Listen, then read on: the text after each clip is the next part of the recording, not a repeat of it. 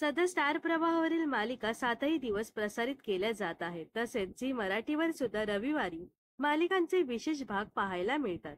तर आता झी मराठी आणि स्टार प्रवाह या पाठोपाठ कलर्स मराठी वाहिनीने सुद्धा महत्त्वाचा निर्णय घेतला आहे. रविवारची सुट्टी आता प्रेक्षकांसाठी अजून खास होणार आहे. कारण आता कलर्स मराठीवरील मालिका रविवारी सुद्धा प्रसारित केल्या जाणार आहेत.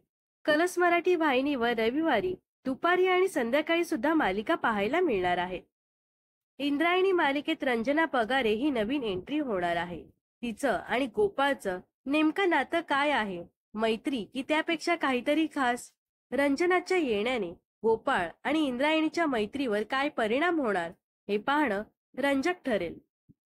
पिंगा गपोरी पिंगा या मालिकेत वल्लरीला श्वेताच्या फोनमध्ये अनिमेश बद्दलचा काही पुरावा मिळतो का, याकडे प्रेक्षकांचं लक्ष लागून राहिलं आहे. अशोक मामा या मालिकेत भैरवीच्या मदतीसाठी येणार आहे फुलराणी.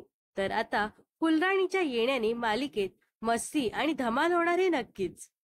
लय आवडतेस तू मला या मालिकेत कमलच्या अपहरणामागचा सूत्रधार कोण आहे आणि त्यांच्यापर्यंत पोहोचण्यात सरकार सानिकाला यश मिळेल का? गुन्हेगार कोण आहे हे सत्य सरकार सानिकासमोर येईल का हे पाहणं उत्सुकतेचं ठरणार आहे. आई तुळजाभवानी मालिकेत महिषासुराला कळणार का की तुळजा म्हणजेच देवी तुळजाभवानी आहे? याचा थरारक उलगडा होणार आहे. जय जय स्वामी समर्थ या मालिकेत स्वामी चरित्राचा अध्यायातला स्वामींच्या आजारपणाचा लक्षणीय टप्पा उलगडणार असून या स्वामी लीलेची सुरुवात होणार आहे.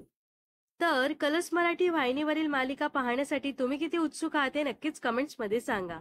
व अशाच मनोरंजन विश्वातील ताज्या घडामोडी जाणून घेण्यासाठी नक्कीच आपल्या चॅनलला सबस्क्राईब आणि फॉलो करायला विसरू नका.